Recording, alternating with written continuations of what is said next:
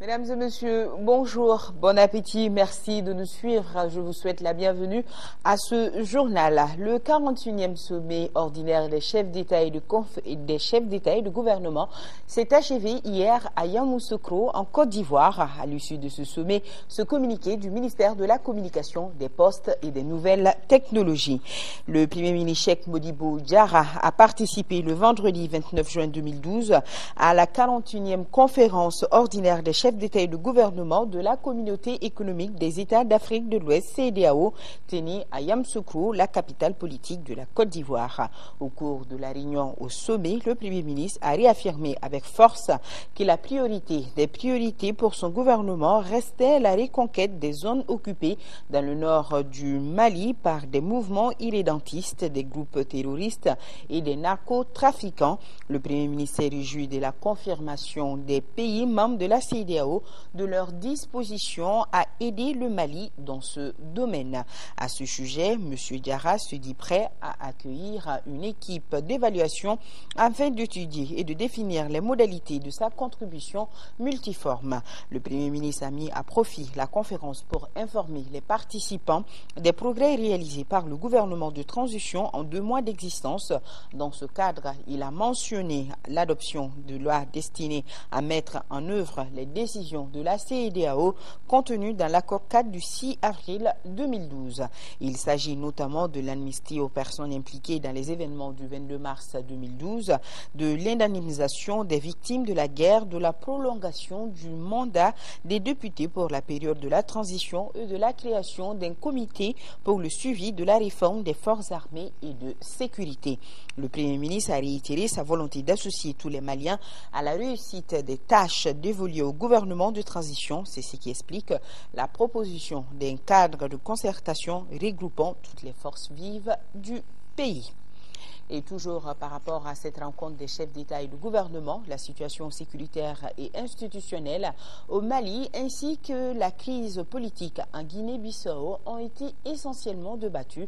À l'ouverture de la réunion, les dirigeants ouest-africains ont réitéré leur engagement à accompagner les 2 pays pour rétablir effectivement la paix et l'ordre institutionnel en prenant des décisions concrètes. Les récits de nos envoyés spéciaux Dembawan et Ibrahima Traoré. C'est Yamoussoukro, la capitale politique de la Côte d'Ivoire, qui vient d'accueillir le 41e sommet ordinaire des chefs d'État et de gouvernement de la CEDEAO. Ce qui retient l'attention reste surtout la situation sécuritaire et institutionnelle au Mali et en Guinée-Bissau. Les dirigeants ouest-africains sont décidés à ramener très vite la paix et la stabilité dans les 2 pays. Le président de la Côte d'Ivoire, président en exercice de la CEDEAO, a salué l'engagement et la mobilisation de l'ensemble des pays membres de l'organisation pour le retour à l'ordre constitutionnel au Mali et en Guinée-Bissau. Alassane Dramane Ouattara estime que le défi est encore important, notamment au Mali, qui doit urgemment recouvrer l'intégrité de son territoire national. Le président de la Commission de l'Union africaine, Jean Ping, et le représentant spécial du secrétaire général des Nations Unies en Afrique de l'Ouest, Saïd Djinnit, ont abordé dans le même sens pour demander aux chefs d'État d'agir vite et de concert pour aider le Mali à lutter contre l'insécurité grandissante dans le nord du pays. Ce 41e sommet de la CEDEAO a été aussi marqué par la prestation de serment de Kadri Désiré Ouédraogo en qualité de nouveau président de la commission de la CEDEAO. Le Mali est représenté à ce rendez-vous par le Premier ministre. À son arrivée, Cheikh Modibo Diarra a été reçu par le président ivoirien pour un bref entretien qui a porté sur la recherche rapide d'une solution durable à la crise qui secoue actuellement le Mali. Et les recommandations de ce sommet à retrouver dans le reportage de Ibrahima Traoré, ça sera dans la grande édition. Place de la République, les députés ont voté vendredi la loi portant création du comité militaire de suivi de la réforme et celle qui porte sur l'indemnisation des victimes de guerre et du mouvement insurrectionnel. Comprenez par là que ce comité militaire absorbe le CNRDRE et aura pour mission de participer à l'élaboration du programme de réforme. Quant aux victimes de guerre et du mouvement du 22 mars, ils seront indemnisés. Suivant là-dessus les explications de Alpha Maïga. C'est un ministre de la Justice, garde des Sceaux très confiant qui était face aux élus ce jeudi. C'était la 2e fois que Malick Coulibaly se trouve face aux élus autour d'un sujet lié à la sauvegarde de l'unité et la cohésion sociale. Le dossier sur la table des députés cette fois-ci, c'est le projet de loi portant indemnisation des victimes de guerre et du mouvement insurrectionnel du 22 mars dernier. La loi d'indemnisation se présente comme le pendant de la loi d'amnistie. En effet, sans conteste, ces deux textes s'inscrivent dans le droit fil de l'apaisement. Les échanges autour de la question n'ont duré que quelques minutes et les députés présents au nombre de 123 ont voté pour avec 0 contre et 0 abstention. Et les victimes sont donc à la fois civiles et militaires. Le coût n'a pas été évalué pour le moment. Il s'agit donc de créer une commission et cette commission aura toute la faculté, toute la latitude d'examiner l'ensemble des cas et donc de procéder à l'évaluation. Les coûts seront connus ultérieurement. Autre ministre à avoir répondu à l'invitation des députés, celui de la Défense et des anciens combattants. Il était venu défendre le projet de loi portant création du comité militaire de suivi de la réforme. Ce comité est prévu par l'accord cadre. Ceux qui ont ce mouvement insurrectionnel ou cette mutinerie, qu'on se souvienne, ce n'était pas un coup d'État, moi je l'ai toujours dit, parce que c'est eux-mêmes qui l'ont dit, ce n'était pas un coup d'État. C'est une mutinerie pour protester contre les conditions de vie, de travail de l'armée. Donc ceux qui l'ont fait, mais je pense que la moindre des choses, si on va vers une refondation de l'État, vers une transition, c'est de les associer à la réforme de cette armée. Le présent projet de loi qui nous est soumis fait partie d'un ensemble de textes législatifs d'accompagnement du processus de la transition politique. Il s'agit d'un projet de loi qui porte 4 chapitres et 12 articles. Le comité dont il est question absorbe ainsi le CNRDRE. Elle a pour mission de participer à l'élaboration du programme de réforme des forces de défense et de sécurité en collaboration avec les ministres en charge de la défense et de la sécurité et d'assurer ensuite le suivi de la mise en œuvre de ces réformes et du coup procéder à leur évaluation. Capital dans la refondation de notre outil de défense pour que nous puissions finalement disposer des moyens qui puissent nous permettre de faire face aux missions régaliennes dévolues à l'armée. Parce qu'on en a vraiment besoin, compte tenu de la déliquescence actuelle de notre outil de défense, pour que nous puissions enfin disposer de moyens à hauteur de mission pour répondre à l'attente immense de nos populations. Enfin, les députés ont adopté le projet de loi fixant les principes généraux du régime des primes allouées aux fonctionnaires et agents de l'État. 110 voix pour, 0 contre, 0 abstention. Suite des travaux à Bamako du Forum pour la paix et une transition apaisée au Mali, ce forum de 3 jours, ouvert hier, se veut une tribune de discussion et d'échange pour une sortie des crises, une initiative de la Maison de la Presse et de l'Association des éditeurs de la presse privée en partenariat avec l'Union européenne. Le compte-rendu de la cérémonie d'ouverture, c'est avec Brahma Traoré. 3 jours pour parler de la paix au Mali. Paix sans laquelle rien de potable ni de durable ne peut se construire. Une évidence à l'origine de ce forum pour la paix et une transition apaisée au Mali. Le forum se veut un espace de dialogue pour une sortie des crises politiques et sécuritaires qui secouent notre pays. La situation dans les 3 régions au nord nous rappelle les vertus de la paix, de la liberté et du dialogue. Nous sommes ici pour nous rappeler et pour dire que nous valons mieux que cette guerre, cette violence, ces déchirements. Et c'est ma conviction, chers compatriotes maliens, que nous serons encore plus maliens quand nous accepterons de prendre part à la tâche immense de réunifier notre pays et de relancer notre démocratie. À la crise malienne, une solution malienne, une option que soutient les chargés d'affaires de l'Union européenne. Pour ce faire, le dialogue reste donc le passage obligé. La solution de la crise ne va pas venir de l'extérieur du Mali. Vous devez identifier vous-même des pistes de sortie. Il importe que le pays se reprenne, redevienne maître de son destin. Il faut donc relancer le dialogue, car la violence, syndrome de l'absence de canaux de communication, n'a jamais été une solution. J'espère ardemment que ce forum de 3 jours de dialogue serein et apaisé permettra de débloquer la situation et que chacun redécouvre son rôle et s'investisse dans ce processus. À l'initiative de la Maison de la Presse et ses partenaires, le forum traite plusieurs thématiques avec en toile de fond le rôle de la presse malienne dans une transition apaisée, une presse à laquelle le département de tutelle demande plus de professionnalisme. Le gouvernement de la République du Mali appelle tous les médias maliens et tous les acteurs des médias, quelles que soient leurs préférences idéologiques, politiques ou autres, à la retenue et à la mesure qui ne sont pas incompatibles avec une analyse critique des actes et des décisions du gouvernement. Le gouvernement rappelle que rien, absolument rien, même des ambitions fort légitimes, ne sauraient et ne devraient reléguer au second plan les défis qui nous interpellent dans le nord du pays et qui restent la première de ses priorités. De ce forum devront sortir des recommandations susceptibles de contribuer à une sortie de crise. Recommandations qui seront adressées aux autorités maliennes et aux représentations diplomatiques selon les organisateurs.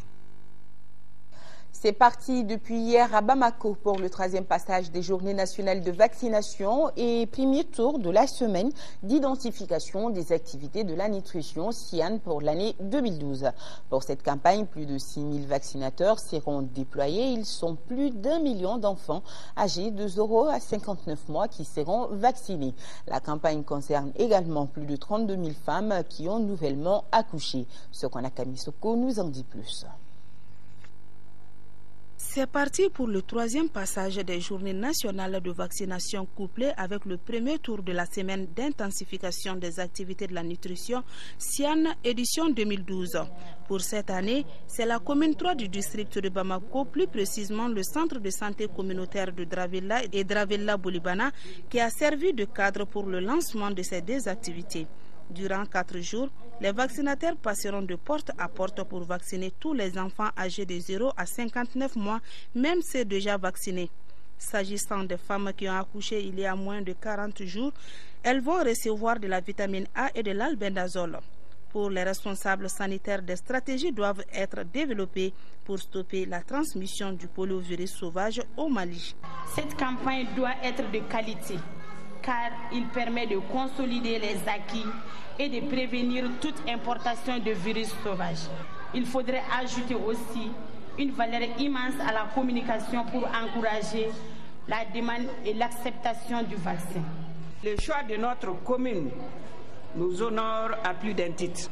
La mairie ne ménagera aucun effort pour la réussite des actions de la santé, plus particulièrement celles dirigées à l'endroit de la vaccination. Signalons que les journées nationales de vaccination se déroulent en synchronisation avec 3 pays de la sous-région qui sont le Burkina Faso, le Niger et la Guinée-Conakry.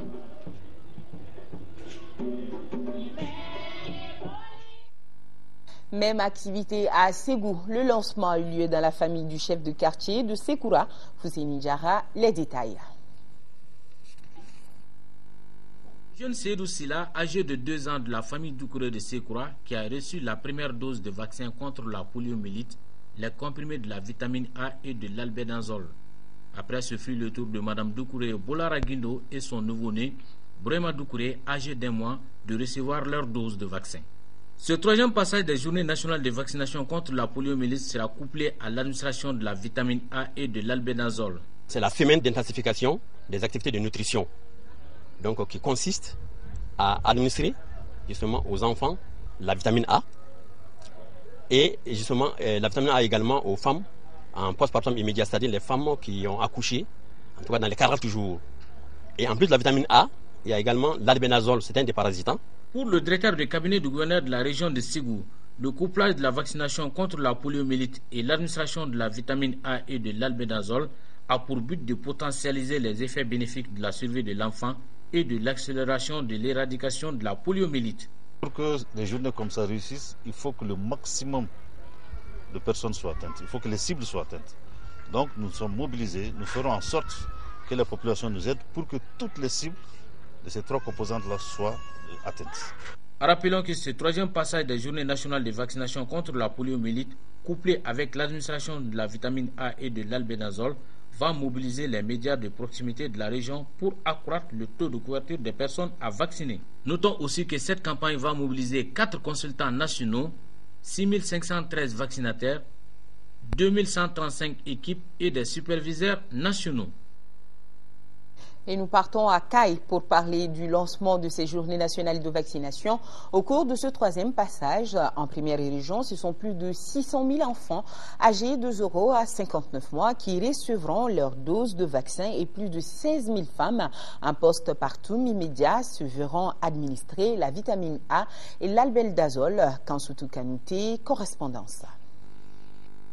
Le couplage de ces journées nationales contre la poliomyélite à l'administration de la vitamine A et de l'albendazole est une volonté du gouvernement du Mali qui s'est fixé comme objectif de vacciner au moins 95% des enfants de 0 à 5 ans contre la poliomyélite, d'administrer de la vitamine A chez les enfants de 6 à 59 mois et les femmes en postpartum immédiat, d'administrer l'albendazole chez les enfants de 12 à 59 mois et les femmes en postpartum immédiat. Pour ce troisième passage de cette journée synchronisée contre la polio à Caille, ce sont 4 848 agents vaccinateurs et 416 superviseurs qui seront mobilisés. Et la stratégie adoptée durant 4 jours demeure le porte-à-porte pour permettre aux vaccinateurs d'atteindre tous les enfants de moins de 5 ans. 4 848 agents vaccinateurs et 416 superviseurs seront mobilisés dans notre région pour vacciner 654 253 enfants de 0 à 59 mois, quel que soit leur statut vaccinal. Dans son discours, le maire de la commune rurale de Koulou, Assamadi Diallo, dira que l'objectif de cette journée est de protéger les enfants de 0 à 59 mois contre la polio qui rend infirme, d'une part, et de prévenir la malnutrition, la cécité crépusculaire, l'anémie, les vers intestinaux, d'autre part. Et selon le maire toujours, au regard de tout ceci, le conseil communal ne peut que manifester toute sa reconnaissance à l'endroit des autorités et des partenaires. À rappeler qu'au cours de l'année 2012, date prévue pour rompre la chaîne de transmission du poliovirus sauvage dans le monde, 8 cas de poliovirus sauvage ont été enregistrés, dont 7 cas au Nigeria et 1 cas au Tchad. Le Mali n'a enregistré aucun cas. Attendez-vous partout à des vaccinateurs dans vos maisons. Et nous restons à Caille avec la tenue d'une rencontre d'échange avec les acteurs évoluant dans le domaine alimentaire. Comment mieux maîtriser la situation alimentaire au niveau de la région de Caille était l'objectif principal de cette rencontre. Et à l'issue des échanges, il est apparu nécessaire de mettre en place un cadre de concertation. C'est ce que nous dit Idrissa Goulou Sissoko. La région de Caille connaît une situation alimentaire et pastorale difficile qui a été aggravée par l'arrivée des déplacés du Nord et des transhumants mauritaniens, ce qui a provoqué une hausse des prix des céréales de 100 à 150%. Dans certaines localités, le sac de 100 kg de sorgho est vendu à 27 000 francs CFA. Faute d'aliments bétail, des éleveurs sont obligés de vendre les animaux à vil prix, soit 10 000 francs CFA pour un bovin. Pour faire face à la situation, les autorités ont identifié et appuyé les communes en difficulté alimentaire. La distribution gratuite de 28 472 tonnes de céréales et la vente à prix modéré de 22 597 tonnes dans les 67 communes en difficulté alimentaire. La vente à prix modéré de 2 500 tonnes d'aliments bétail dans les cercles de Caille, Djema, Nyoro et Yéléma. Les partenaires techniques et financiers appuient les actions du gouvernement par les distributions gratuites de céréales, de semences et d'aliments bétail. Au cours de cette rencontre, le PAM, Oxfam, la Croix-Rouge et les ONG ont tous fait des communications sur les activités qu'ils ont menées. Mais ils interviennent de façon disparate, d'où la nécessité de fédérer les énergies pour un meilleur résultat sur le terrain. Pour assurer qu'il y ait une bonne concertation au niveau de la stratégie, au niveau de la planification, au niveau des interventions, des couvertures géographiques et aussi au niveau de la mobilisation des ressources et de reportage et du suivi, qu'on ait une concertation par secteur. À l'issue des échanges, il a été décidé de mettre en place un cadre de concertation pour mieux coordonner les actions humanitaires. Et du sport, football, Coupe de la Confédération, tour de cadrage aller, le stade malien de Bamako, reversé dans cette compétition, reçoit aujourd'hui le club omnisport de Meknes du Maroc. À Soutiba, c'est la veillée d'armes. Comment les Blancs de Bamako entendent aborder ce rendez-vous important? Quelques éléments de réponse avec Siragatou Sissé qui est allé à la rencontre des joueurs stadistes. Union sacrée, c'est le mot d'ordre distillé entre joueurs, encadrement technique et dirigeants du stade malien de Bamako avant d'affronter les Marocains du club Omnisport de Meknes pour le tour de cadrage aller de la Coupe de la Confédération. Le stade malien traverse des moments difficiles. Le club veut coûte que coûte se racheter après les éliminations en Coupe du Mali et surtout en Ligue des Champions. Deux énormes déceptions à surmonter le plus vite. C'est un match qui est important pour le stade. Le coup est jouable. Avec l'apport de tout un chacun, ça peut marcher. Une longue histoire lie le stade malien de Bamako à la Coupe de la Confédération. En 2009, les Blancs, mal en point à ce moment de la saison, sont parvenus à monter sur le toit de l'Afrique. Et depuis, le club est entré dans la cour des grands, comme par magie. Ce samedi, le stade malien de Bamako renoue avec une compétition presque familière en recevant le club Omnisport de Meknes du Maroc. L'adversaire a un maigre palmarès tant au plan national que continental. Les Marocains ont par ailleurs disputé cette Coupe CAF quart de finaliste en 1996. Le club Omnisport a terminé à la 10e place du championnat marocain saison 2011-2012. C'est donc une équipe à la portée du stade. Nous comptons aborder ces matchs avec beaucoup de confiance et puis on a préparé les matchs depuis le début de semaine. On est rentré à l'internat, on est là tranquille, on est confiant. Toutes les conditions sont réunies pour qu'on puisse bien aborder les matchs. Distancé en Ligue 1 par le Djoliba AC, le stade malien de Bamako a fait de cette Coupe de la Confédération une priorité. Il va falloir que nous négocions en fait ce tour de cadrage avec tout le travail que nous sommes en train de faire, que l'encadrement est en train de faire, avec en fait tout l'investissement que les supporters et les dirigeants sont en train de faire montre ces temps-ci. Je pense que cette fois-ci pour le tournoi CAF et pour la phase aller, et nous allons en fait essayer d'assurer un résultat qui va nous permettre de voyager confortablement et affronter COD Meknes au match retour. Le brillant parcours de 2009 peut-il être réédité? Le temps nous le dira. Réponse ce soir, voilà, c'est le rendez-vous, c'est au stade Omnisport. Modibo Keïta est sorti nombreux pour être derrière votre club malien. Reste à souhaiter une bonne chance à l'équipe. Autre rendez-vous à retenir en sport toujours, et c'est tout juste après ce journal. C'est le 18e championnat africain d'athlétisme. Pour l'information, vous serez avec Sira Bachili à 20h. Moi, je vous retrouve demain à 13h. Merci à vous qui nous suivez de Yamoussoukro. C'est en Côte d'Ivoire, particulièrement les populations du nord du Mali vivant sous occupation. Nous sommes de cœur et d'action avec vous. On ne vous oublie pas. Merci.